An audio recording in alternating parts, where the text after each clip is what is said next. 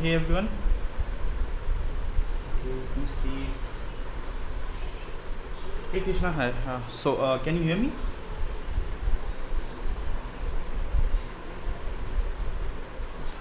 Let me know if my voice is okay or. Hey Bala, hi. Yeah. Okay. Cool. Let's go ahead and get started. I actually last time I did Angular dependency injection, but there was some problem with the stream, and I'll be doing it again today. So in case you missed it, no problem. We are going to start again today with dependency injection. So let's go ahead and talk about little bit about dependency injection. But before if we go ahead and do that, last week there were two releases. So I'll just update you about those two releases. So first is Angular DevTools. So in case you are using Angular and there was for a longer period of time there was something called Augury which was available, but once Ivy came in and the support for Augury was not that good, right? I mean, it was still it used to still work with Vue Engine but not with Augury. So now it's available. So new DevTools is released. So thanks to Angular team for working on this. Let me just show you how it looks like. So let's serve this application.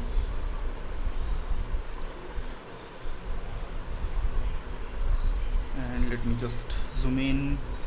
Yep.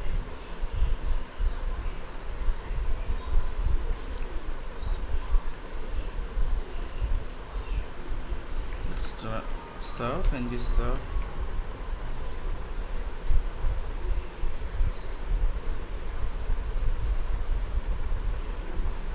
Close few applications as well.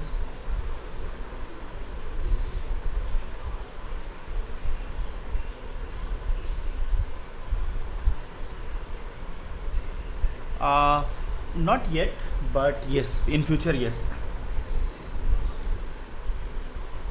Because I'll show you some demo about DevTools. Probably we can do it in next week stream. But just today I will show you how you can actually use it a little bit, and then we'll continue with dependency injection. So it's an extension. So you can actually go to Angular DevTools, and it's available for Chrome right now. So here it is. So Angular DevTools. So you can I already have it installed. So offered by Angular and add to Chrome. I already have it installed. Let's see. So inspect, and let's start the application. So localhost 4200 here. So I can, this is Chrome, right? Yep, I think yes. And once you have extension, you can also see it here. I do have Angular developer, Angular DevTools, which is available, and then I can just click on it and sorry. So it's already available, and now so I can go to Lighthouse, and why it is not visible here. Open developer tools and select Angular tab. Yep, that's what I want to do. Is it, where is that gone? I was using it last week. Okay, back. So this is how your Angular DevTools looks like. It gives you all components which are available on your DOM. So you can see we right now have ecom container, ecom product, and you can see all the properties which are available on ecom product. So you have elements as well as all the these are properties, right? So if you remember, we added all these properties here. I can just go ahead and show you for ecom product. Let's see. So you can see you have title property, you have visible property, you have product name. So all the properties are available here, and you can of course go ahead and change it and see how it looks like. So I can just say okay 1 plus 10, and then it will be reflected back on your UI as well. So that's something which is available. So you can see here 1 plus 10. You can directly change something from here, and it will be reflected back. You can also see, good thing about is you can see the profiler. So you can just run click the play button, and you will be able to see how many times your change direction runs and a lot of things. So how much time it takes to complete. So everything will be available here. Right now there is nothing to show. So let's start the profiler and do some action. So let's probably click on buttons, toggle, and now we can stop. So you can see, okay, right now whatever action I did, so app component was uh, app component were executed, and product details, so you can see it, how much time it each life cycle took, right? So you will be able to see here. So it says, okay, on app component the changes, there was some change action which was executed, and it took 1.08 milliseconds. Similarly, product component details, there were multiple lifecycle loops which were executed, and these are the times. So you will be able to see for each and every component which is impacted. And here, right, so you have for in this case, I mean, whatever second action I did, it was it triggered ng for probably it was related to adding the data into your list. And then what were the component impacted when I did that action? So product list, there was changes, and ng on changes, these two lifecycle loops were called. And similarly, if there is anything else which was impacted due to any action, right, so you will be able to see it here. So this is really nice. You also have flame tree map, right? So you can also see, okay, product component, and then how much time was taken for by each component.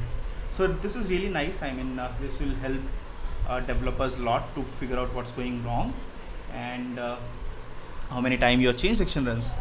So this is a little bit about this. And the second release, which is really amazing, is Stack Blitz. I'm not sure if you're following Stack Blitz on Twitter. If you're not, just go ahead and follow the handle. That's they of course share a lot of informative contents, and now they released. So if I go to Stack Blitz,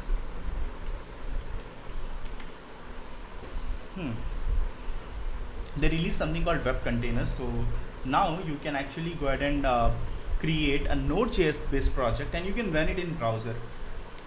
That's amazing, right? So I mean, I can just go ahead and say, okay, I want to install, let's say, Angular CLI.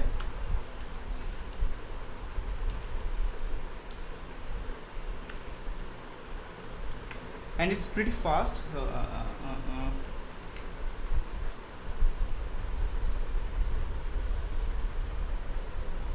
So this is second release which you have, and then I can just say ng new and new app. So it's ng, okay, probably I can try with npx if it doesn't work. So I can say npx and npx Angular CLI at the rate, and I can say new my app. So it should work. So this is second release, which is really amazing. So in case you want to try or create a Node.js based program, you can actually go ahead and just do it inside your browser. So you can see I just did ng new inside browser. I mean, that's amazing, right? So you don't have to actually go ahead and do it on your local. You can just take Stack Blitz, create a new Node.js based application, and then just start using it. I mean, you can do everything. I mean, you can write your server side programming now on Stack Blitz itself. And the advantage is whenever we write program locally, the problem is sharing the code, right? I mean, what in case you want to share a URL to check what's wrong? Of course, if you are in same network, that's easy. You can actually go ahead and share your public IP. But what in case you are, let's say, you're in US, and right now you want to actually share a link with me to see what's going wrong. So that's something which can be done using this. So go ahead and check this out. Stack Blitz, really cool new feature. Do you have any plans to upgrade Angular? Okay, that's beta. Okay, right now we are using beta, so probably I'll update it. Let's do that probably if we can. If I get some time, we'll update it today, because when we started this live stream, it was still beta, which was available. So yep, we can update that. Yeah. So sure, Krishna, will do that.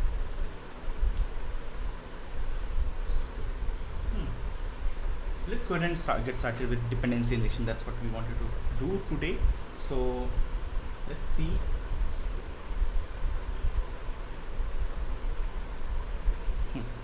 So dependency injection is of course one of the widely used design pattern. I mean, in case you are a Java developer or a .NET developer, you might have heard about it and you may have used it as well, right? Because it's important part of your server-side development in case you are using .NET or Java. So dependency injection is of course one of the design pattern and very important design pattern.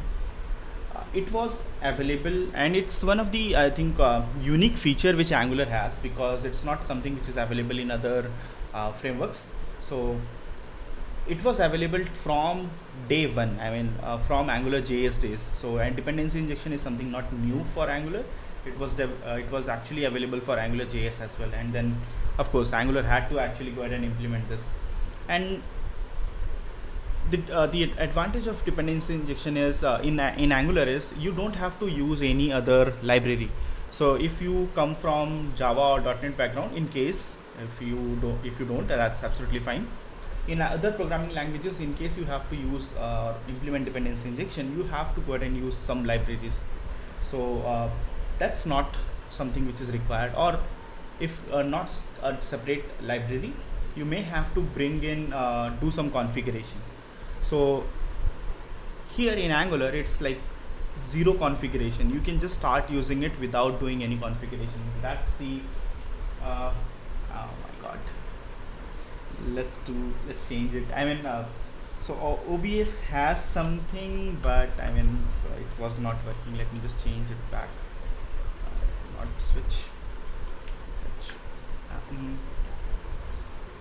Let me just update the title, otherwise people will join and then they will see Angular at the place of stencil. So let's do that. Where is the title? I think I'll be, yeah.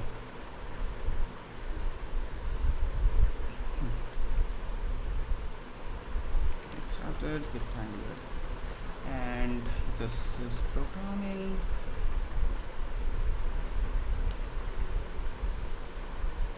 Okay, so this is, if I remember, there was earlier just programming, and now you have, okay, it's science and technology should be, and then I can just use a programming here. Yeah, done. Thanks, Lars. Yeah, okay, so let's continue. So now in Angular you don't have to do any configuration, so you can just start using dependency injection. So I'll start with one example where we won't be using dependency injection, because of course whenever you have to go ahead and choose some feature, right? So you should know why. I mean, why we are using this particular feature, why we cannot work without dependency injection, right? That's also possible. So let's see how our application will look like, or how our code will look like if we don't use dependency injection, right? So here I'll just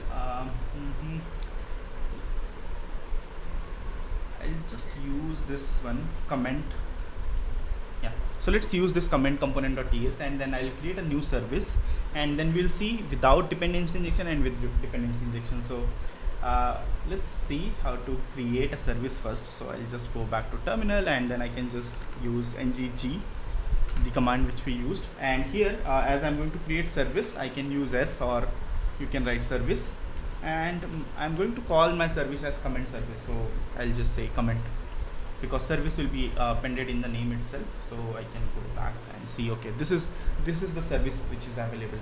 So right now don't worry about this provided in root. I'll just tell you about this is this injectable. So whenever you have a service, it needs a decorator, so that decorator is injectable. That's something which is of course for your compiler, right? And we'll discuss more about provided in, because this is really important to understand. But here let's create a method. I'll call it as get comment, and I'll return hello or hi, right? This is I'm sure this is one of the widely used comment which you get on social media. So let's return hi. And now we want to use this service here. So let's do it without dependency injection and see how it looks like. So without dependency injection, I can just go ahead and do something like this. So I can say, okay, this is comment service, is equals to new comment service, right? So I'm importing this comment from comment service, of course. And then in ng on init, I can just go and say this dot comment service, and I can call my method. So get comment. And here let's let's create a variable. So I can say, okay, this is comment. We already have comments. Okay.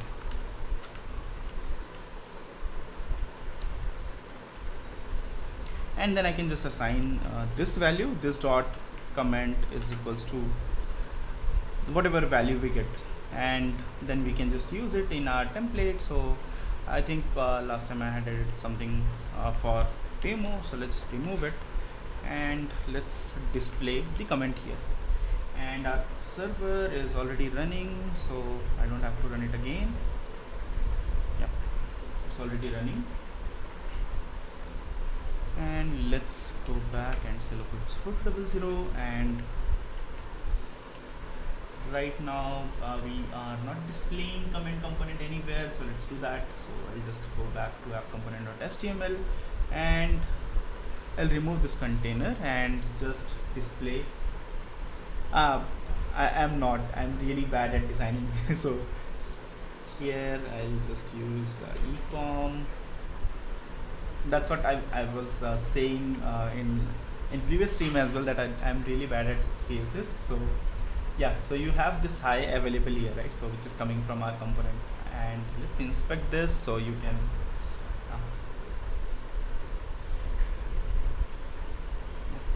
right. So you have ecom component, and then this is the data which is coming from service. This is without using dependency injection. Now let's go ahead and see why we should be using dependency injection rather than doing this. So here, let's say my service has a parameter, right? I mean, I use something inside my service. So let's say I create service B and try to use it. So I'll just create that. I'll just add another service, and here let's say nggs, and I'll call it as a test service, right? And or let's not do this. I'll just take an example where let's say you have some other service which is used inside your application, and then you inject service here. So I can say private, let's say HTTP. For in future we use HTTP service, right? HTTP service, and this is just an example. So of course I'm just doing it as an example. So here, now let's go back to component. So whenever you actually inject some new service inside your comment service right now, what will happen is your code will start breaking up. So now you have an error. So it says, okay, you need one argument. What now? I mean, it's okay. I can just go ahead and change at every place wherever we had comment service, and then inject this new parameter. But in future you will be adding more services, right? More dependencies to your code base, and every time you have to change your entire code base. So this is not what we need, and dependency injection actually solves this issue by giving you functionality where resolving. So what you have to do is, for example, whenever you inject a service, it has to be resolved. It has to be resolved by your compiler, right? So rather than you doing it, you writing the code to actually resolve those dependencies, as part of dependency injection framework, Angular is going to do it for you. You don't have to do it. So how you can actually go ahead and use or utilize dependency injection? So here we can use constructor injection. In case you have used Java or .NET, there are two types. I mean, you can go ahead and use property injection, and you also have constructor injection, right? But here we are going to use constructor injection. So I can rewrite this code like this. So I can say, okay, I'm going to inject it private. I'm using private because I don't want this service to be leaked to my template as well. I mean, in case I want to, I can just make it public, so I can use the instance inside my template, which is not a good practice. And so I can just say private comment service, which is type of comment service. Now if you see this code, you don't have any error. Now there is no error. I mean, in this code there was an error because it was looking for an extra parameter which we injected inside our service. Now it will be taken care by the compiler itself. So if I try to run this code, of course compiler will throw me an error that saying, okay, whatever you have passed here is not a valid parameter. But whenever you change code, I mean, in case you have some valid service which is being used, you don't have to change your code at other places. You can just inject the service and then leave everything to the Angular, and Angular will be resolving all those services instance for you. So this is why we should be using the dependency injection, and this is how you can use it, right? So whenever you have a service, you have to go ahead and inject it by inside your constructor, and then you can just use the same. I mean, this is something which is not getting changed. This code remains same as it is. But this is a class-based service. I mean, in Angular, you can actually write multiple types of services. So you have class-based service, and then you have injection token, and then you also have factories. We will see both in future, but right now we will be playing a little bit around the class-based services. So here, let's go back. Yeah. So as provider types, right? So you can see here. So we have class-based providers, value provider, and factory. So we are going to focus a little bit on class-based provider because this is what you are going to use most of the time, I would say. And value providers are of course very useful, and we'll take some examples of those, and then factory. So we'll see the example for factory as well. Now what we have done so far is we have created our first service, and we also use that particular service. Let's remove this. So our code compiles again. Right now if you see my compiler, of course it is Angular is throwing an exception. Okay, it says the type should reference to known declaration, and that's it. So you have your code working with Angular dependency injection, and you can see you don't have to do even a single configuration to actually go ahead and use dependency injection. But a lot of developers who come from .NET and Java background, they're like, this is not dependency injection. I mean, I can just the dependency injection is more than this. So dependency injection, you should be able to actually change your implementation. So that's how is that possible? I mean, we are passing comment service. So what in case I want to actually use everywhere? So wherever I was using comment service, I want to use a new service. I want to replace the implementation, which is possible using dependency injection. That's what we have learned in Java or .NET. That's possible, yes.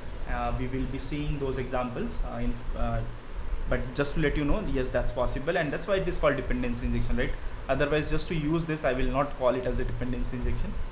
It has more advantages. The other advantages, of course, I should be able to change my entire implementation in case, let's say, tomorrow my backend or my API changes, and I want to actually not at once, but I want to actually incrementally change or redirect my APIs to the new APIs. How is that possible? That's possible using dependency injection. So that's something which you can do in Angular as well. So we will be seeing those examples as well in future. So right now, okay, so what we have learned is how you inject a service, how to create a service, and now let's go ahead and talk about, I already had created this product service last time. So what we have done here is I have created a service, and then it returns a get products, so your product data. And let's remove this and just use product.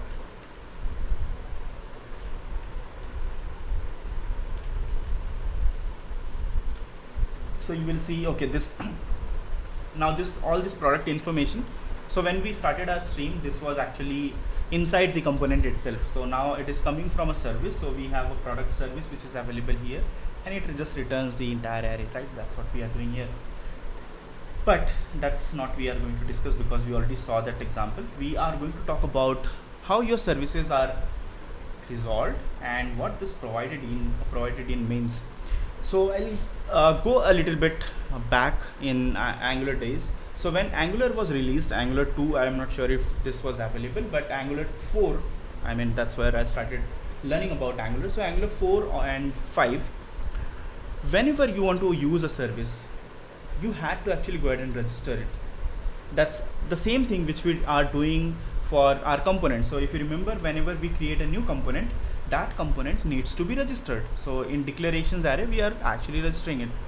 In case I want to use a new module, we have to register it. So here we are actually injecting ngb module, which is of course your Angular Bootstrap, ng bootstrap, sorry, yeah, ng bootstrap, and we are registering it. So what about services? Yes, they need to be registered as well. So in Angular 4 and 5, the way to register services was this providers array. You can see this is empty right now, but in case you are using Angular 4 and 5, the only way to actually register your services are you have to go ahead and register your service here. So in Angular 4 and 5 days, your service, yeah.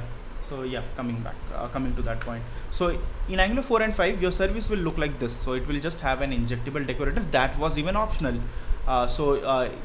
But over the period of time, I mean, this is something which is required for, of course, for your compiler to be to verify, okay, this is a service. So this is how your service used to look like, and we used to register this service. So I'll just remove this provided in property, and you will get we will get error, which is most widely searched error in case you started working on Angular 4 or 5 application.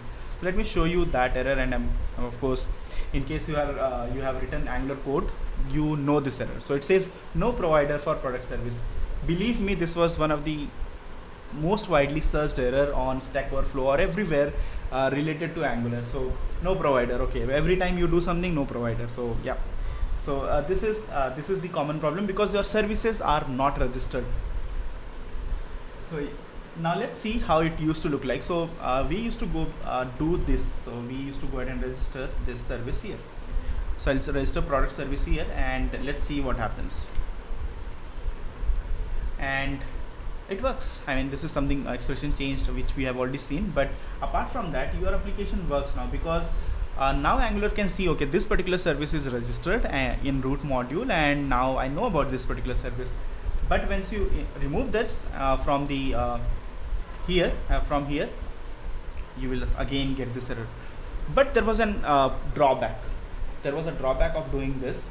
That what in case I am not using this particular service inside my root module, or even I'm not using it. Let's say if in future this particular service became obsolete and I'm not using it anymore, and being a developer, we generally don't delete files, right? I mean, we keep it until at least we are on the job.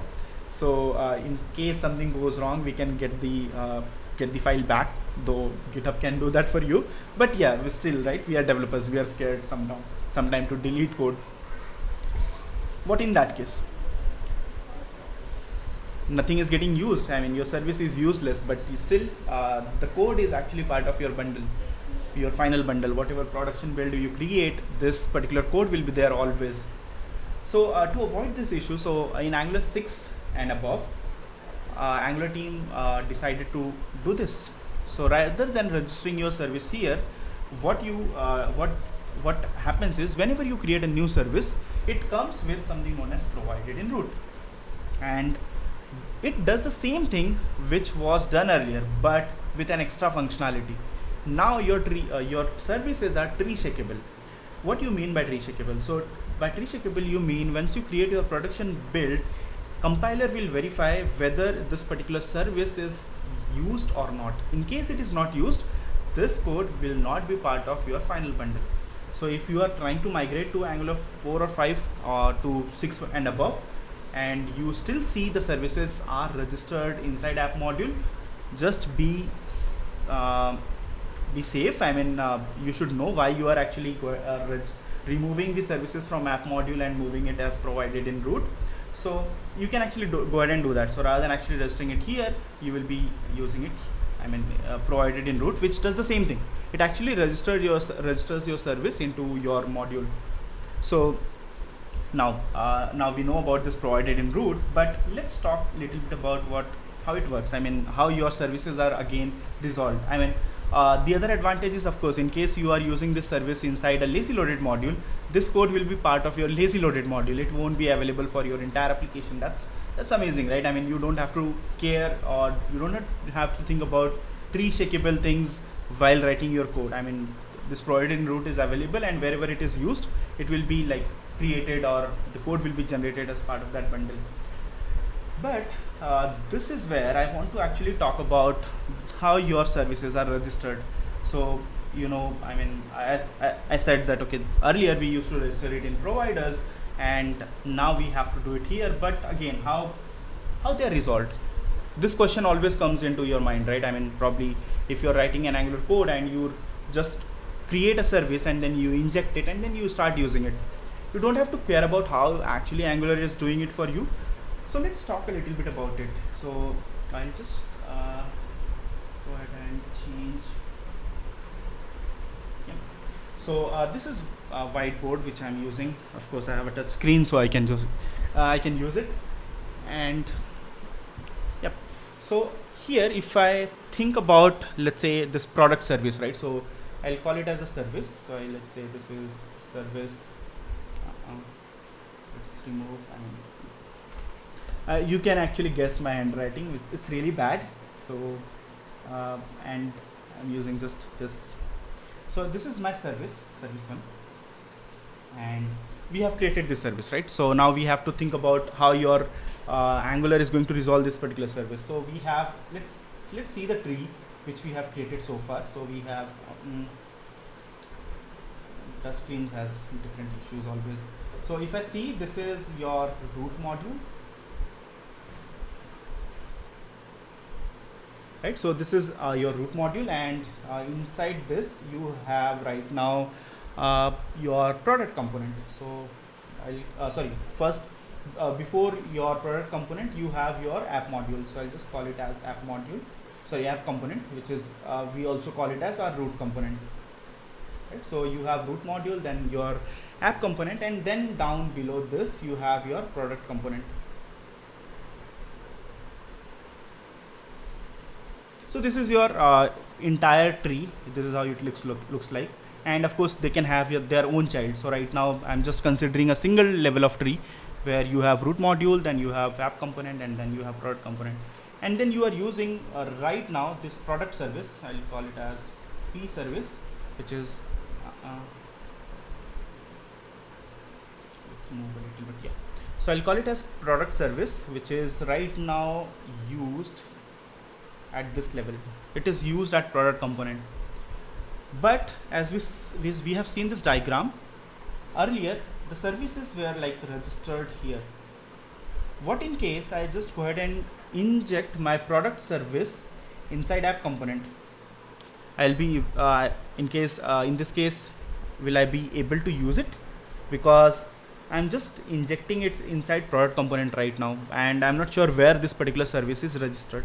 So when you say, let's go back to our code. So when you say provided in root, actually your services are registered here at root level. So if I go back, let's see, right? So right now, anyone who is part of your root module can go ahead and use this product service. So even I can actually go ahead and inject this inside app component, and it will still work. So here, okay. So right now this is something like this. So not undo. Yeah. So here right now it is registered at root module, and anyone who wants to use product service will be able to use this particular service. But remember this, I mean, it's not like it is also tree shakeable. So in case no one uses it, it won't be part of your production build. So in case someone uses it, it will be available. That's something which is part of compiler. But remember, in this case, whenever you say provided in root, I can actually go ahead and use it at inside any component within my application. And this is right now, this particular service is singleton. So we will talk a little bit more about what singleton is, but right now remember this. So whenever we use this particular service with provided in root, let's go back to product service. So whenever we say provided in root, this particular service will be like, it will have a single instance which will be used across the application, and it will be available at the root. So anyone can use this particular service. Anyone can. It's not scoped right now. You can of course go ahead and do that. We will discuss about it, but right now we are discussing about provided in root. So that's what we do here. And let's go back. Sorry, I moved my mic, but I think it should be fine now.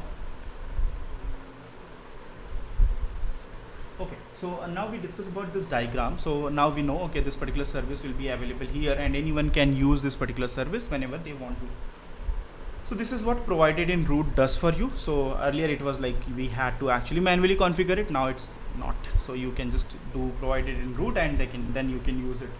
And the other term which we mentioned while actually talking about provided in root is singleton. What do you mean by singleton? This is another one of the design pattern which we generally use, right? So you might have used singleton pattern in other programming languages as well. And here what we mean by singleton is the same instance of this particular class will be used whenever we try to use this particular service. So let's take an example, right? So what I'm going to do is probably not, but yeah, I mean so that is something, let's see, I mean if I can. So here I'm doing constructor console.log. So and I'm creating a new instance, right? So I'm saying a new product instance. And now let's go ahead and do one thing. So as I said, I mean right now it's provided in root, so I have I can just go ahead and use it anywhere I want to. So I will go ahead and register this particular, inject this particular service inside comment component just for demo, right? I mean they are not related, but just to see the singleton thing which we are talking about. So here I'll say, okay, this is product service, and then I can just inject my product service here, and let's save this and go back to our application. Let's go to console and so if you can see here product component dot service dot ts line number 11, but we have to do one more thing. We have to use comment component as well, right? Let's see how many time your constructor gets called. Why I am talking about constructor? Remember, if you create a new instance of any class, it means the constructor will be called that many times. Right now if you see, your constructor is actually getting called only once. So here you can see product service.ts and line number 11. So this is only getting called only once, even though I am injecting the same service inside comment and inside product as well. So they are actually using the same instance. Just to prove it, let's do one more thing. So what I'm going to do is I'm going to add a new method inside my product service, and let's call it as add product, and it receives a product which is type of product, and here we will push this. So I'll say this dot products is equals to, so sorry, products dot push. So let's do, or we just use, let's do one thing. I'll just use the spread operator, spread syntax. So I can say products, and then I can just add this dot products, and then I can just add this new product inside this particular array. So we have this new add product method available, and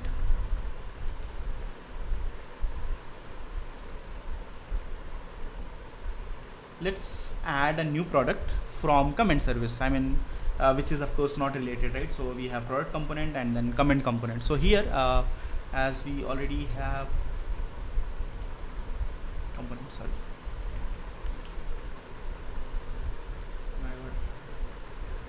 anyone who wants to become famous, let me just quickly do, okay, so I just removed the person. Okay, so let's call this add product, and what I'm going to do is let's have a button which will actually call this method, which is available somewhere inside product service. So I'll say okay button, and then I can say on click of this button we should add product. and else this is add product, and inside our component I'll say this dot product service dot add product, and then we have to pass a product. So what I will just do is I will take the one of the product and just change some parameters. That's what I'm going to do here. So 1 3 4, so we already have 3 records, and let's add fourth.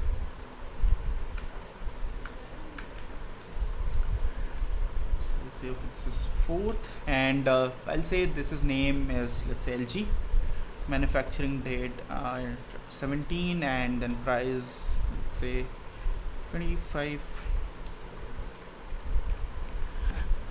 Okay, so now our method is completed, and then your application is compiled as well. Let's go ahead and see the code now. See the application now. Here we have add product available here. So you can see I'm just clicking multiple times, which nothing is happening, because of course I have to let's call add product here. 1 second. What is wrong? This dot comment product service add product, and then it adds the products into the products array, and okay. So just remove this and return this dot. Okay, so this should be okay now. And comment service, I think I have not changed anything here, but yeah. So now let's go back and see our application. So what we have done is we will click on add product multiple times and click add product here. What is wrong?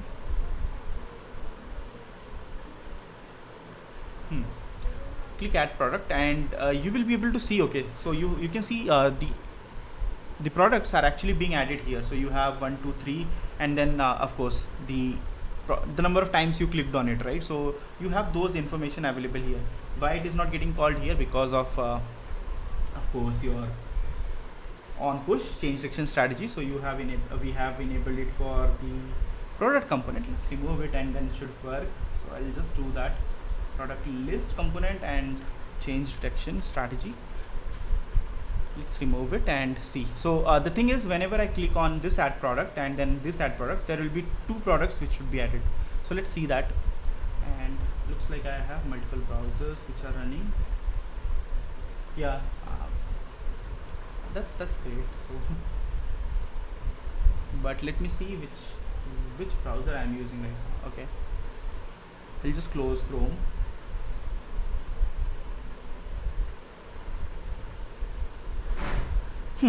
Here, so let's refresh this.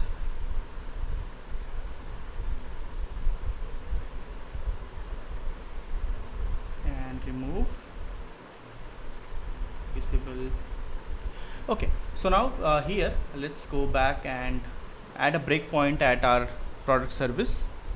So we have product service available here, and we already have a breakpoint. Click on add product, and you will be able to see, okay, this new product is actually getting added inside the same array. So if I play, and you will be able to see there are 4 products. So okay, these 4 products are available here. And now let's click on this add product. So if you see this, this new add product, actually this does nothing. This actually just reloads the same product list which we have available. But how it is able to get this record which was actually added here? Because of course whatever information you are adding it inside the same instance of product service. So whenever this got refreshed, it actually there was a new record which was already available. So that's how it is binded here, or how that's available here. So if I click on it multiple times, so you will see, okay, it will be added into the array, and this add product which actually just reloads the data, and you will be able to see the information which is available here. So that's how this was just to show you that, okay, this is a singleton service which we have right now, and whatever information you add inside this particular service can be used inside your entire application. So wherever you want to receive this information, again you will get the same data which was actually previously added by some other component. So this is also how you can actually communicate between multiple components. So in case, let's say That's what we did right now. So if you see, we added some information from our comment component, and we were able to actually receive that information inside our product component by using a service. So remember, so you can also do communicate between multiple components by using services as well. We have not seen observable so far. We are just talking about plain services where we don't have any observable, we just have plain objects, right? So this is about singleton, and let's move into few more things. So provided in root, we discuss about, we can discuss about any in some time, but we saw component interaction. Dependency resolution, if you remember, we just talked about how your this service gets resolved. We will talk a little bit more about it. So here I'm going to switch back to the diagram which we had. So let's go back and see this, and let me remove everything here.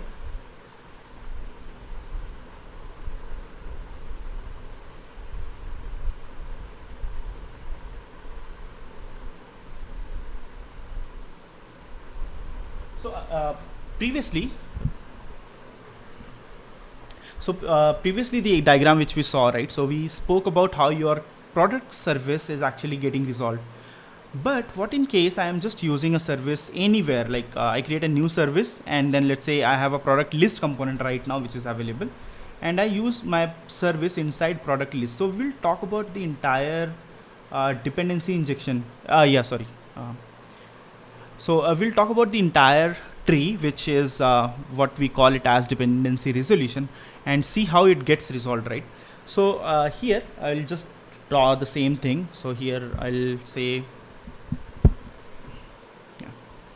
So let's say this is your root component. I'm not sure if it is, okay, it's outside. Yeah. So here let's draw some boxes. So this is my root component. I'll call it as RC, and on top of it,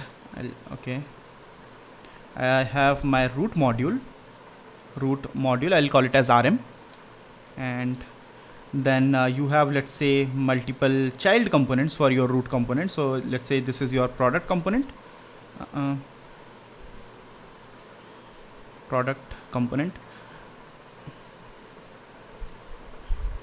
Not sure.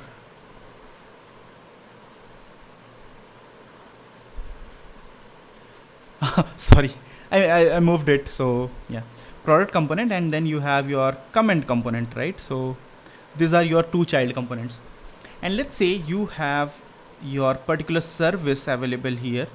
So you are using product service. Okay, so this is your product service. Let's move it inside a box. Okay, so this is your entire tree, right? So which we have available here, and then this is your product service which is available and used inside comment component. Of course, your Angular has to figure out, okay, where this particular service is registered. So what will happen here? So let's see. So first, actually, whenever Angular starts resolving your service, or start resolving your service, this is what is going to happen. Always, first it will check with comment component whether this comment component has the instance of this particular service. Do we have it right now? The answer is no, of course. It goes up. It goes to right now in this tree, it goes to your root component, and it checks whether your root component has this particular service, which is no.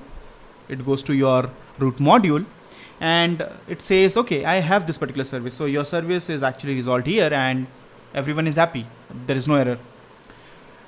But what happens in case this particular service is not even available inside your root module? Remember, we got an error that no provider for product service. Let's regenerate the scenario. So I'll move back to the code, and here let's remove this, and we will get our error back. So console, and then you have here null injector error, right? So you have null injector error, and it says product service, no provider for product service. So what happened in this tree? So let's go back to our tree and see actually how we ended up at the null injector. So here above this root module, you have few more things. So here, if I go back to our code, above module, if you see root module, actually your root module is actually here, available here, right? So bootstrap module. Above your root module, there is something called platform. Okay, so I'll just try to move it a little bit. So this is your platform. I'll call it as PL. So if your service is actually not available here also, right? So I'll just remove this. If it is not available here, it will go ahead and check with platform whether this particular service is available. At platform level right now, your router is actually registered at platform level by default. And in case platform says no, I don't have this particular service, there is null injector available here, which is on top. So your tree actually reaches to this level at null injector level, and this is where it throws an exception which we can see inside our browser. So let's go back to our code, and earlier, so I was talking about this. It is really funny because I mean I always forget about it. So switching the scenes. Yeah. So if you can see right now, so it above root module you have your platform, and then platform level right now we have router service, which is actually a router module, which is actually available here, as well as your router service is actually available at platform level. That's one thing, I mean, we'll talk about later on.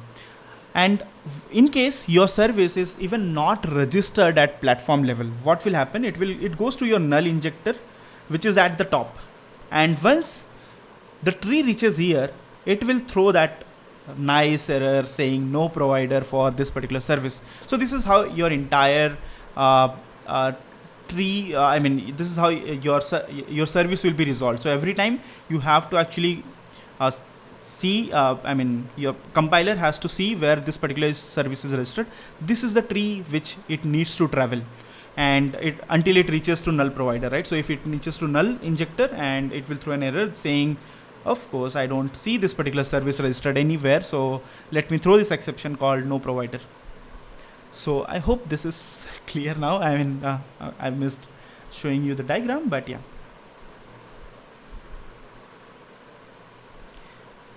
Cool. So let's come back to our code and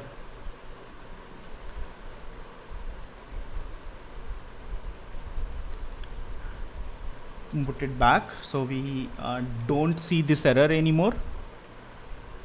And let's stop. Yeah, so we have your application back, no error, and everything is working fine apart from this expression change after it has been checked. So now the next question is, can I avoid this tree? I mean, I know in some cases I actually know where this particular service should be registered or where this particular service should be used. So can I avoid this? The answer is yes, of course you can do that. And that's where we are going to see resolution modifiers. This is really important. I mean, this gives you a lot flexibility how you can use your service. So you should be aware of it, resolution modifiers. And let's see some basic examples which we can take. So right now let's say let's take an example of product service, right? So that's what we have been using. So right now if you see, product service is actually used at two places.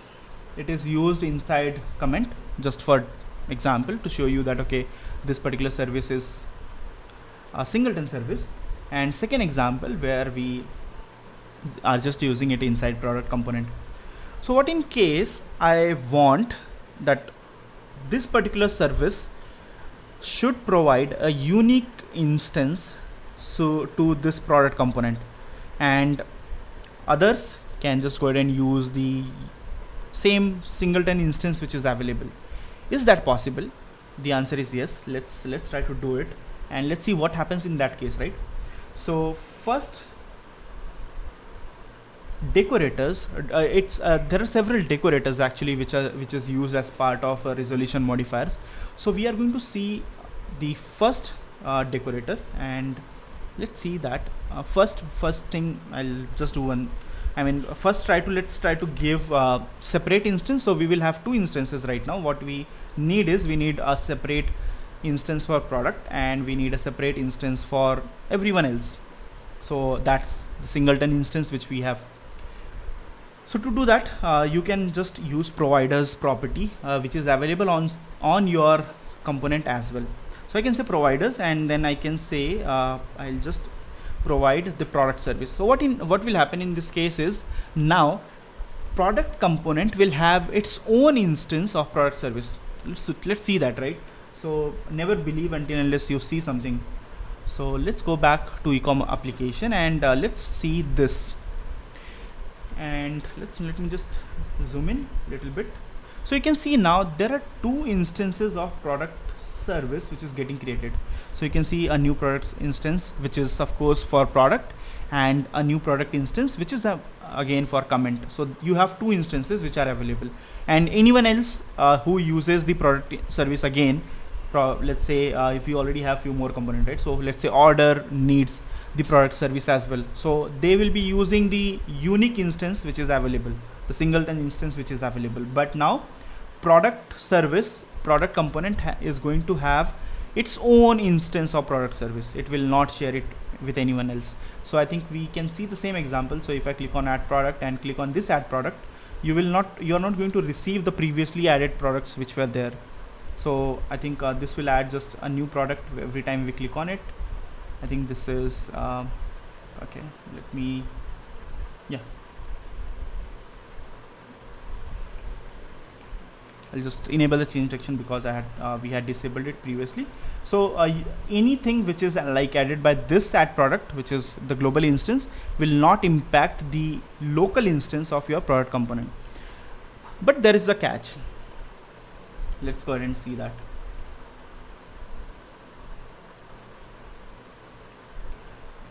Product. Yeah. So right now, okay, this particular service is registered here, but what in case this is okay, right? So you have decided that you need a unique instance for your product service, and that's why you did that. But what in case someone removes it?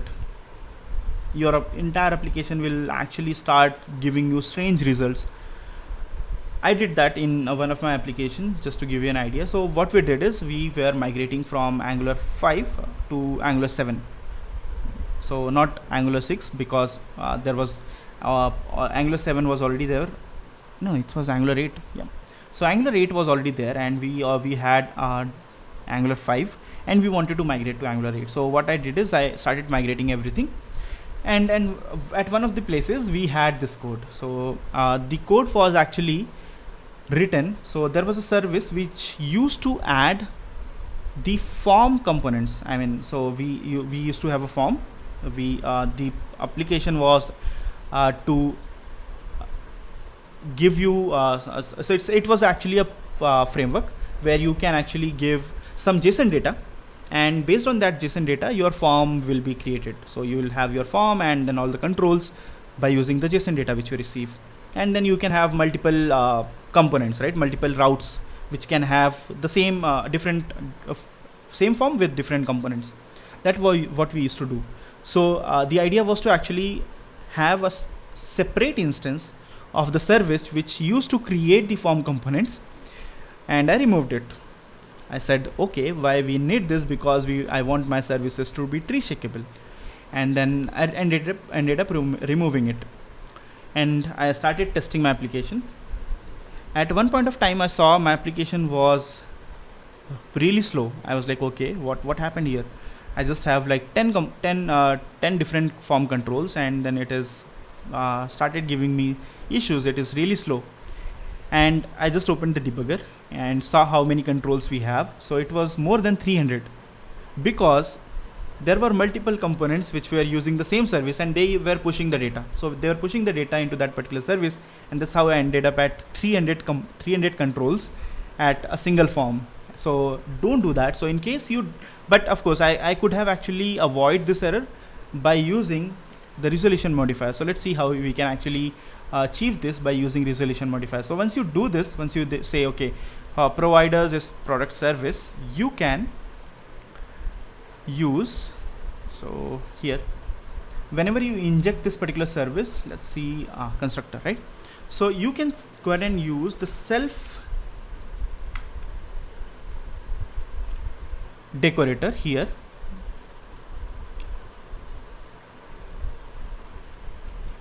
Okay, so I can just go ahead and use self decorator, and what will happen is, let's remove this now. Let's try to remove this. Now you have an error. Let's read this error, and the error is no provider. So it says okay, no provider for product service. But how is this possible? I mean, I do have a service available, product service, which is available in root, and I have already said that okay, this particular service is registered at root. But why we do have this error? Because of this thing, which is because of the self decorator we just added inside our particular service. So what you mean by self is, let's go back to our diagram and let's see.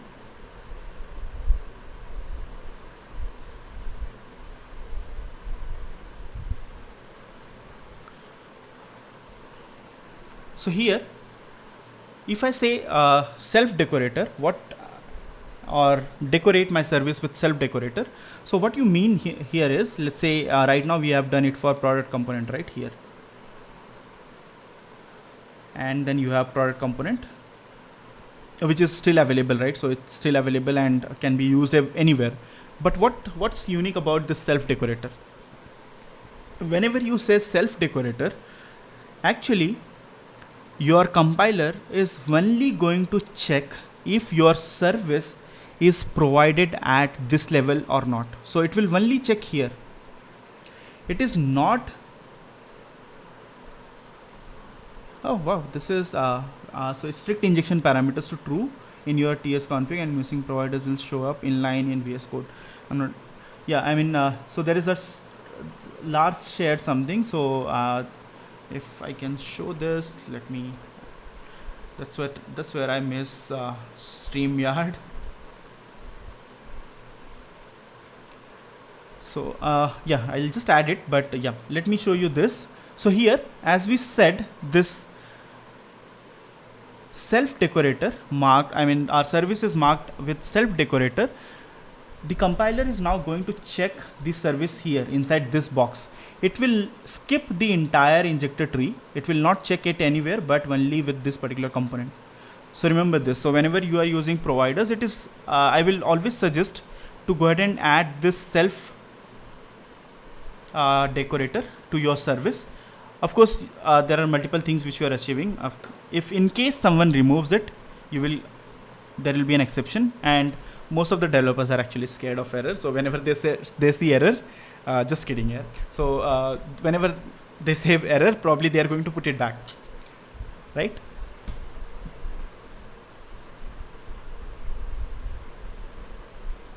And let's go back. So yep. So Lars shared this. So he says in case I go ahead and add strict injection parameters to true. So let's do that. So in case I go to tsconfig.app.json, Angular strict, it's already true, Lars. So strict injection parameters is true. So already it is. And missing providers show up inline in VS Code when building serving error. That's something which was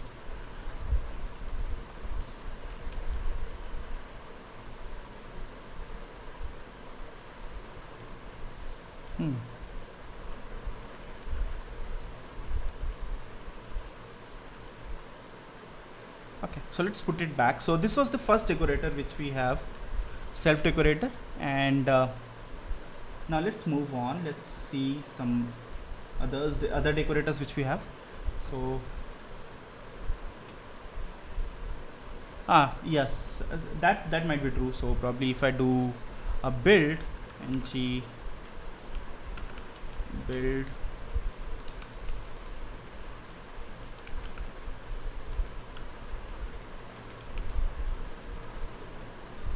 Okay, I have to remove this first. So if I remove it and try to build, let's use this one because prod is deprecated. I'll talk about this because this is a new change inside Angular 12.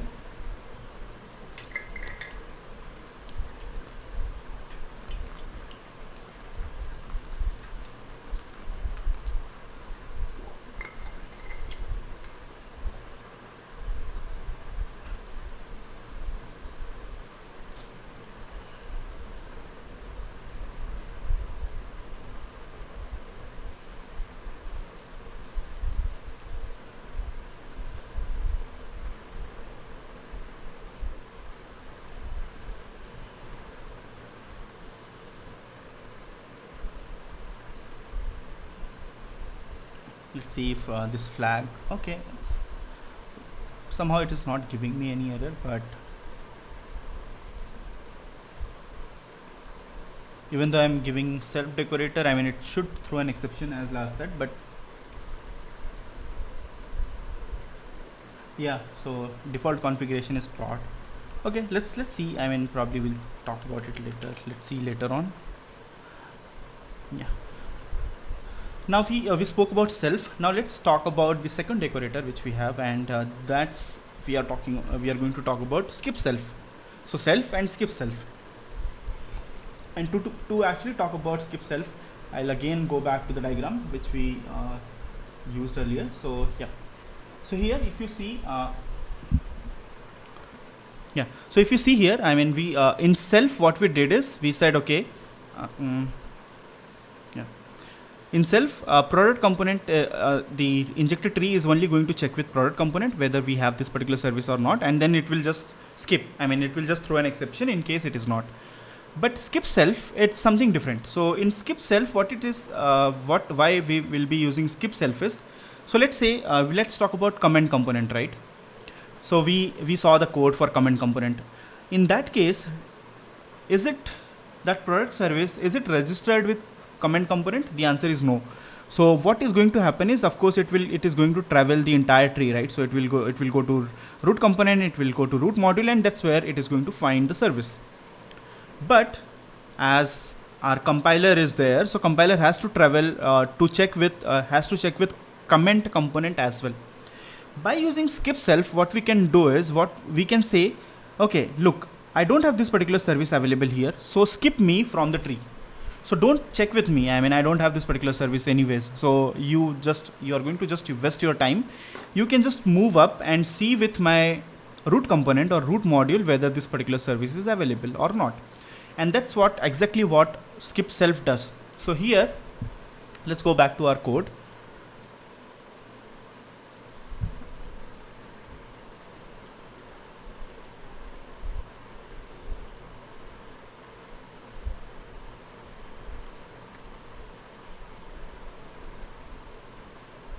Product service, right? So I can just use skip self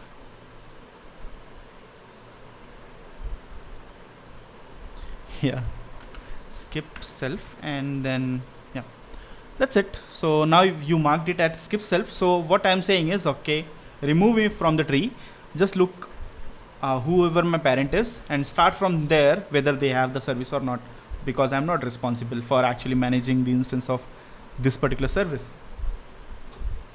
Let's skip self. And then we of course have few more. So you have,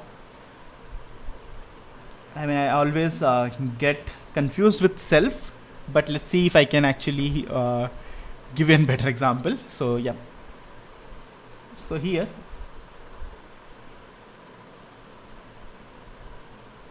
and for self, actually the third host, the third type or third decorator which we have available is known as host at the rate host decorator. And to do that, I'm going to take an example of this container component. Let's see. And here what I'm going to do is I'm going to create an instance of product service.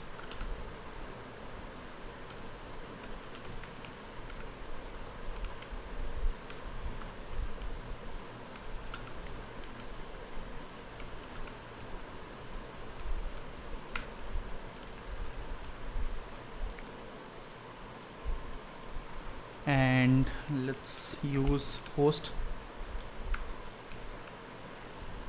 And generally we I mean, I have not seen a lot of developers actually utilizing this decorators, but very useful. So let's use this host and product service here, and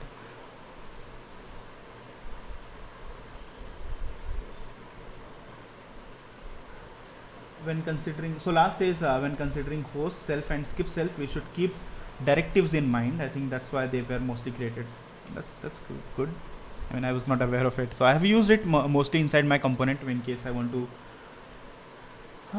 Okay.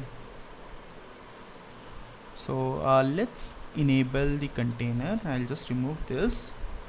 Let's enable the container. And why do we have this error?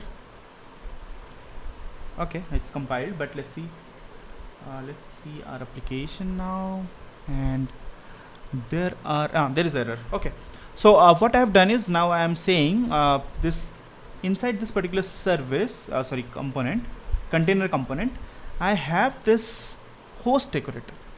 So what you mean by host decorator is, so when I say host, this will be the last point on which your component can look for an instance of the service.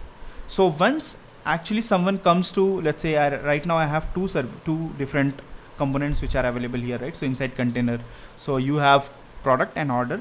Whoever comes looking for a service, instance of product service, this will be the last point because it's an host. So they have to look here, only here, for this particular service.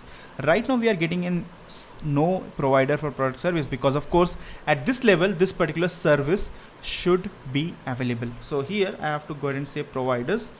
Hope I am right, because I generally get confused with host a lot of times. Yeah, so you can see it's working now, and you have how many? So you have product service instance 1, product service instance 2, and there are 2 instances which are available right now. So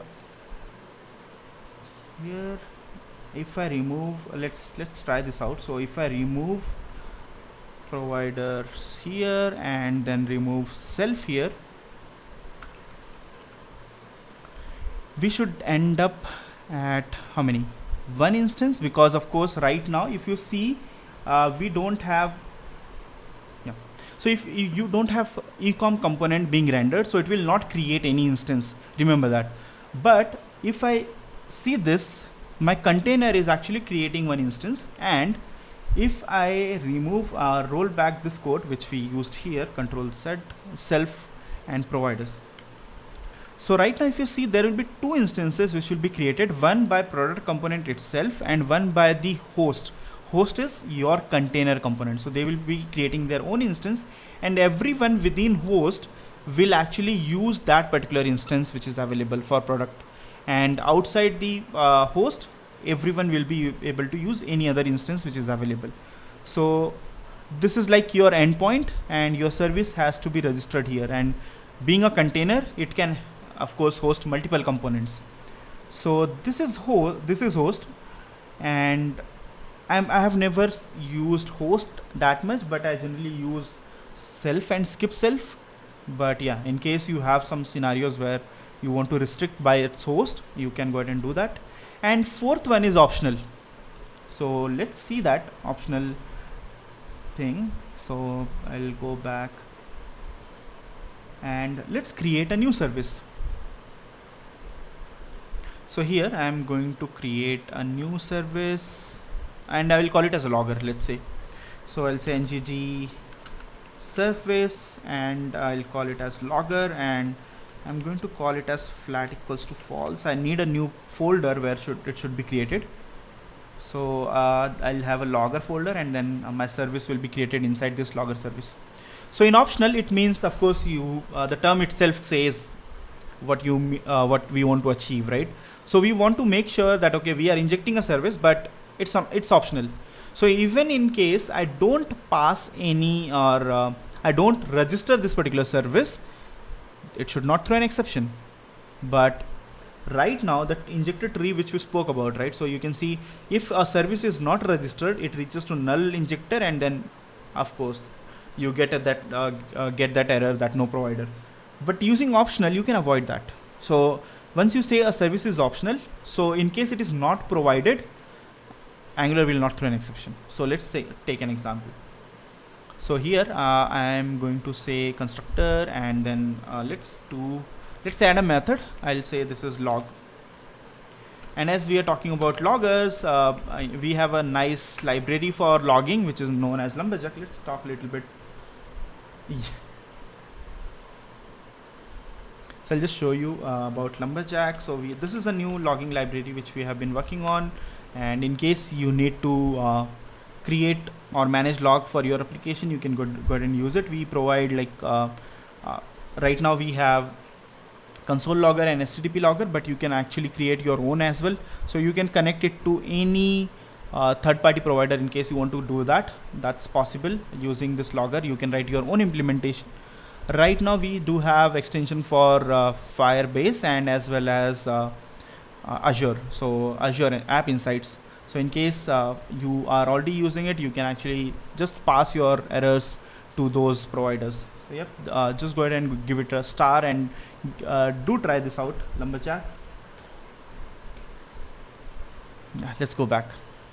So this is log. So I'm just going to mention, okay, this will just do a console.log, and let's pass some message here. Log, which is type of string, and then I'll just log this.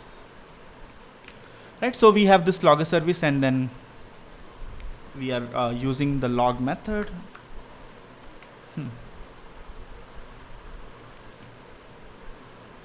Now let's use this. So I'll go to product component.ts, and let's inject this service. So we know how to inject it. So I can say private log service, which is type of log service, and here, right? So let's use this dot log service dot log, and I'll say this is test. Okay, so we injected a service, and then it should work. Let's go back and verify this, and there should be console.log test. Done. So we just created a logger service, and now what we are doing is, let's say we want to actually just we don't want to use this particular service when we are using on production, because of course we don't want to pass some junk information to our end users, right? I mean, what they will do with this logs. So how you can avoid it? So I can make it optional. So let's do that. So by saying it's optional, we are saying, okay, even though this particular service is not registered, don't care about it, but you have to of course go ahead and also check if this particular service exists, right? So right now let's comment this out, and I'm just making it as optional, and logger service, and let's remove this provided in root. Best way to check, right? I mean, if it gives you exception or not. So I'm not registering this service, and let's see, no error. So you don't have any error. I mean, it doesn't throw any exception saying cannot the error which was there, right? So no provider for logger service, because we are saying it's optional. I mean, if you don't get an instance of this particular service, don't care about it. But let's try to use this, and this is where you will start getting an exception. So it says cannot read property log of null. Of course this particular service is not available, right? So just make sure, I mean, in case the way you want to handle it, but right now I can just say if this dot log service, then, or else I can just pass noop. Okay, why it is saying RxJS internal? I mean, okay, basically no operation, or I can just do whatever I want to. I mean, so this is one way, or just you can have if and else clause. Optional chaining. Wow. Yeah, let's use optional chaining. So I can say if this log service, and then if it is available, do log test. Wow. Sometimes you just forget about this nice feature which we have available. So now you can see there is no error, because even though your log service does not exist, it will not throw an exception, because we are using optional chaining, as just mentioned. Thanks a lot. So you can just use this one and then say, okay, if this is available, just go ahead and call log, otherwise don't do that. So this is optional. So these are 4 different decorators which are available for modifying the way your services are resolved. And I have seen some example, as Lars also already mentioned. We use skip self in Lumberjack. So in case you try to inject your root modules multiple times, this is a common issue which happens at a lot of places and a lot of libraries as well. So people use skip self to avoid that. So in case you try to use it again, or register your root service, a root module again, so that's something which you can achieve using skip self. I think you can refer to the code example at Lumberjack and you'll be able to figure that out. Especially useful in case you are creating your own framework on top of Angular, and then you want to have a core module which is available and which should be injected only once. So very useful in those cases.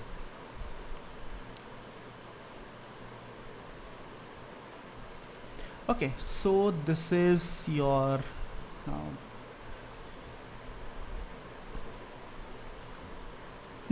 so resolution modifiers, and now we can go ahead and talk about provided in. So we have provided in is something which doesn't contains only one value, so it has several values. So we have root, any, and platform right now available. So here let's talk about any. Should we? I mean, the problem is we have to talk about lazy loaded modules, which I don't want to do right now. So probably we'll talk about that during routing, because I don't want to confuse. We'll follow the path. So once we talk about lazy loaded routes, we'll talk about this any, which is really important to understand, very useful. So I wrote a little bit documentation on angular.io. So if you refer the documentation, you will get a little bit idea about it. Otherwise, there is a blog post which I have written on any provided in root and any. So that's something which we'll talk about later on. But let's talk about few more version or few more ways how you can use dependency injection. So let's do that.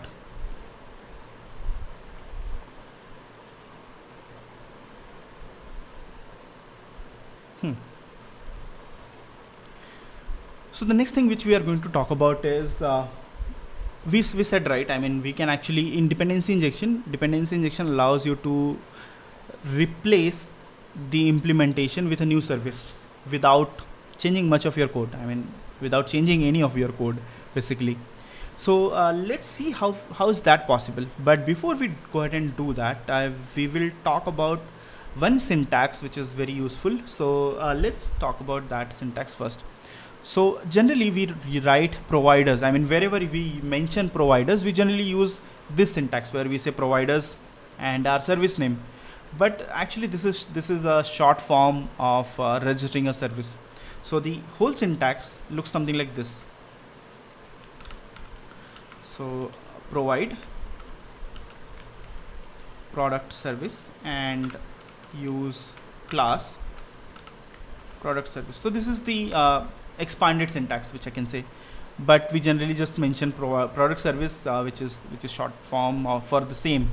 So this the earlier code, earlier syntax was actually short form for this, and this is where we are going to explore another amazing feature of dependency injection.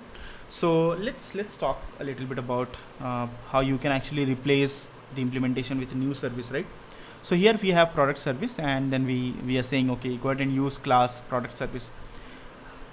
What in case I want to write a new service and I want to use that particular service wherever I am using product service? Or let's say I just want to use the new service inside product component. Let it be at other places, let it be whatever it is, but inside my product component, I want to use or utilize that new particular new service which we have. So let's go ahead and do that. So what I'm going to do is I'm going to create a new service first. So I'll say open an integrated terminal, I'll say ngg service, and I'm going to do a new product. So I'll say this is a new product service.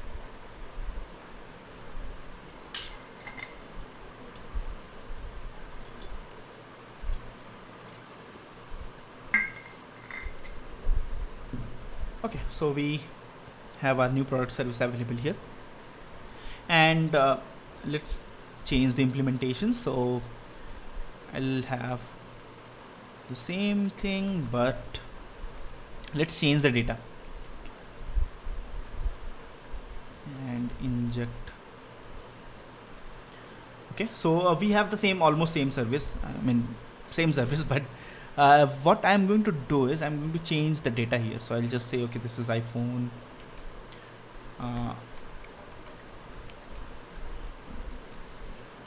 iPad M1, and this is, let's say, Chromebook, and let's say this is Duo, and let's change the price.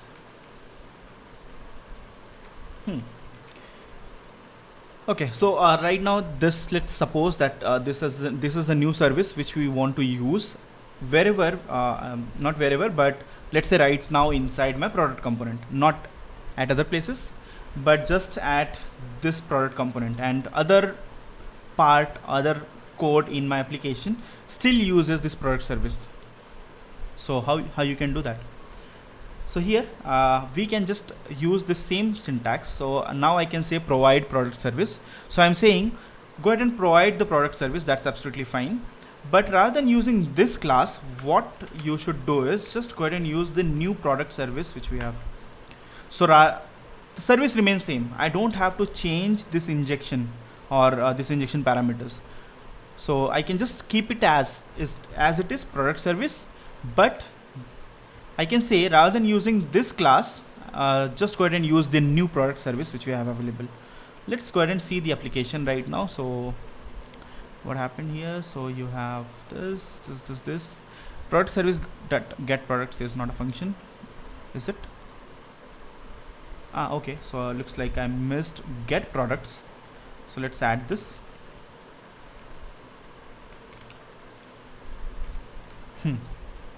And you can see your application is back, but with new service. So right now what we have done is we just replaced wherever we were using product service inside product only, right? So we are not changing it at other places. We are just changing it inside the product component. So we are saying, okay, rather than actually using this product service, wherever I am using the product service, this syntax. So I'm saying wherever I'm using product service, go ahead and use this class. That's it. So this is how you can actually replace your implementation. This is really nice feature in case you want, this is nice, especially a very nice feature for testing. So in case you want to mock something, you can actually go ahead and use the same syntax. So you can say provide this particular service, but create a mock class, and then you can say, okay, go ahead and use this mock class while running my test cases, right? So it this is really useful for testing as well. And I'm not sure how many times or after how many years you are going to replace your implementation, but in case you are doing it, this is really nice. I mean, you can just go ahead and do that. So one example, of course, this is one example where I can just replace the class with new product service. What in case I want to do it for everyone else?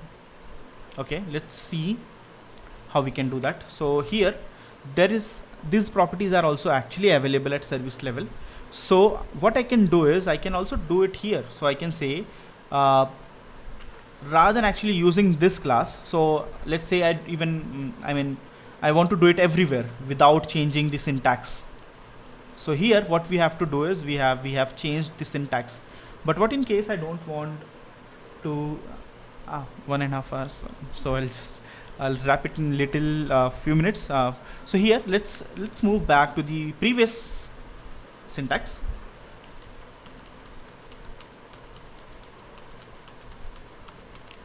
product service.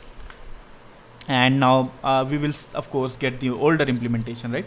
So let's go ahead and see our code base, and this is your older data. You can see iPhone, OnePlus 8, Samsung. So this is of course your older data which is back now.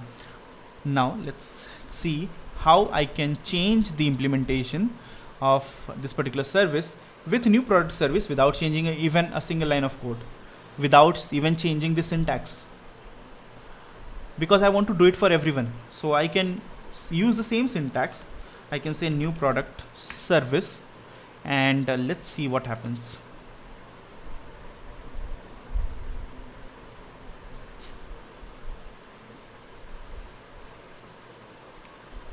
Bash.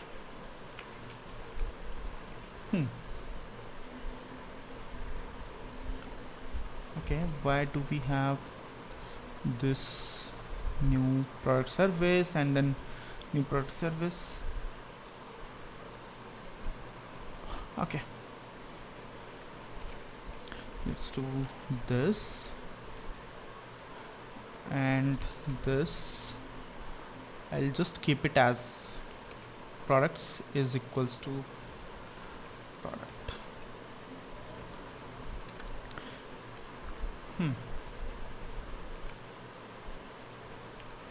Why is this getting failed? Provided in root, and then we are saying here, is this a problem? Let's see.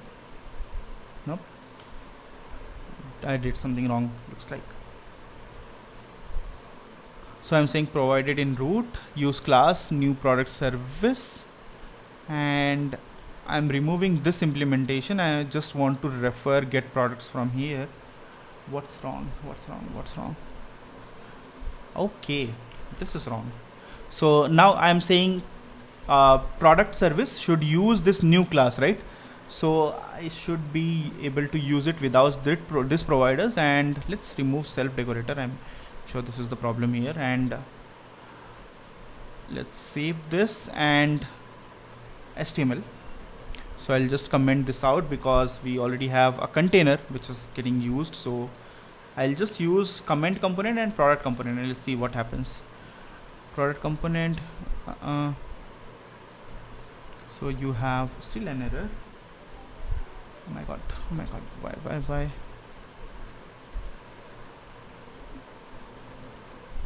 Product service dot get products. Okay, injectable provided in root, use class this one, and then get products, and this should work. Okay, yeah. So what if, just to let you know what was the problem earlier, because we at some places we are actually using this particular syntax where we are saying providers is product service. So we should not use this, otherwise it will try to use the same product service which we had. So that was an issue, but I can remove this. Let's see, providers, and here I can just say self. Okay, probably this should work now. Okay, nope, 1+9, I think, yeah. So we cannot use it with self decorator and provide if you are trying to provide it in its own component. So it won't be able to replace this, and that's where the problem is right now. So let's go ahead and, okay, I broke something. Okay, so I'll just remove this, and I'll just remove self and this providers here. So it should not know anything about product service, and it will be able to use the new product service. I think I can just go ahead and put it back as well, this code. So let's, yeah.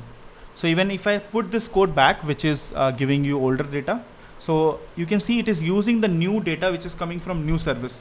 So just one overhead which we have is, of course, if you are using something like this, providers product service, it will fail. I mean, this was what I was worried about, that okay, this may fail.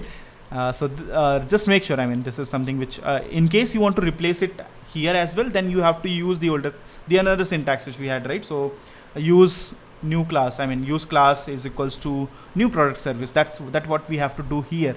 Otherwise, it's absolutely fine. In case you are not using this syntax anywhere, you can easily replace this particular service with new service without doing even, I mean, anything. I mean, you just have to say, okay, now I'm done with this particular service. Let's start using this particular new service. And then you can pass use class is equals to new product service. But so you are overriding the root provider in the component level provider with the earlier syntax, you mean, or by using this? Yeah, earlier, yes. I mean, if you talk about this one, yes, I was. So I was overriding it. So I mean, I'm forcing it to actually go ahead and use product service. Other way, if I want to override it, yeah. And but let's see, I mean, so we can go ahead and use, okay, this is use this class and then start using this particular class. But let's say we have few more methods, right? So right now we have add product here available, and add product is available here, but in future we are going to add new methods to your new product service, right? So we are going to do that. Yeah, actually I'm going to come talk about use existing now. So now let's say this is something you did because you wanted to replace product service with new product service, right? That's what we did. And now going onwards, whenever new development starts, what we are going to do is you are going to use new product service, because of course we are not using product service anywhere, everywhere. So if I do this, so let's create, let's inject a new instance of new product service. So here I'll go ahead and inject new product service here. As Lars mentioned, this is really important to understand, because this is where things actually go wrong and then we wonder what we have done. Okay, so now what we have done is we have created a new product service here, and let's go to HTML and then inject render ecom order. So now we have ecom order, product component, product and comment. And here on my service, I am going to add, we already have. So new product service. I'm just going to mention new product service instance. Let's see what happens here. So you have a new product service instance available here, and then you have new product service instance available as well. What's wrong? What happened here? Because I am injecting, so let's try to figure out why two instances. So first instance, of course, is getting created by product service itself. So whoever is actually injecting product service, so that's where we are saying provided in root, right? So once a new instance of product service will be created, product service will just pass it to new product service, and it will say, okay, just go ahead and create a new instance of product service. Then we started using and started injecting new product service at other places, and we started pushing the data. And then at one point of time you will realize, okay, I wanted to use a singleton instance. Why I do have two separate instances? What to do now? So once you are done replacing everything, inside your product service, and you have new implementations ready, you can just do use existing.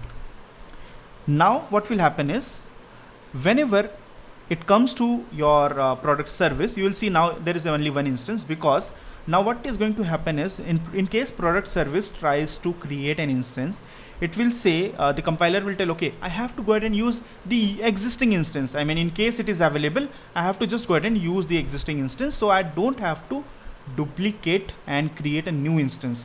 So it will make sure that you are still using the single instance of new product service. So this is really important to understand in case you are replacing some services in future inside your application. So you should not end up at having two different instances at all. So remember this. So you can just mark, just use existing and then done. That's it. So this is use existing, and then you also have, I mean, of course, we have injection tokens, and then you have factories. I think that's something which we'll talk about next week. So we will end the session today, and yeah, that's it for the day. And in case, of course, if you liked it, just go ahead and share this with your friends. So in case who is interested to learn about Angular, go ahead and talk about it. A repository is also available. So go ahead and star the repository, share it with your friends, and as I said, I'll be expanding this more. Right now we are at dependency injection, so probably next week we'll be done with dependency injection, and then we have to start with RxJS, Angular HTTP, forms, modules, router, and then Angular libraries. As I already mentioned previously, Angular libraries, there are 2 videos which are already available, where you will learn how to create and publish your libraries with NX, as well as how you can do it inside Angular monorepo.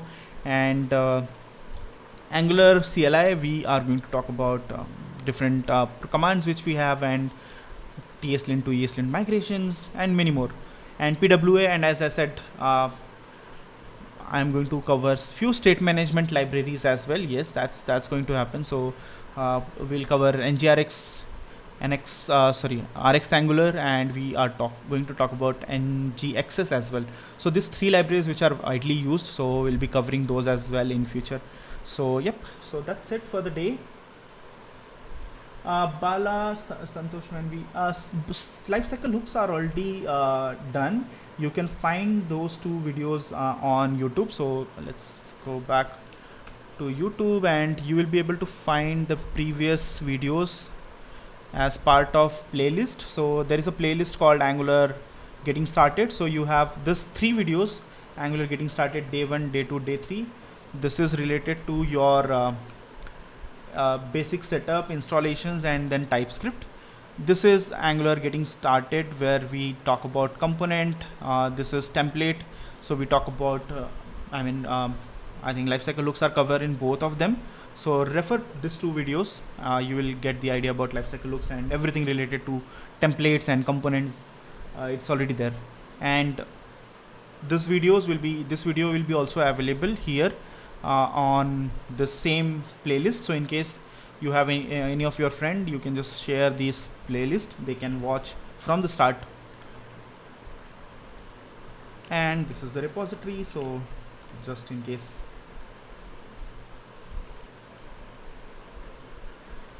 Okay, so that's it for the day, and we will meet again next Saturday, and we'll continue with dependency injection. And have a great Sunday. Just an update. Let's see what's next week. So next week is 30th, and then probably I won't be available. 31st is my marriage anniversary, so I'll be away for a few days, probably entire weekend, and then we'll probably meet on 6th, which is Saturday, right? 5th, sorry. So 29th is the next, and probably I'll be away. So probably we'll meet again on 5th next month. So I'll update. I mean, in case I'm not available, I'll just update. Otherwise, we'll continue with the same thing. So see ya. Bye everyone.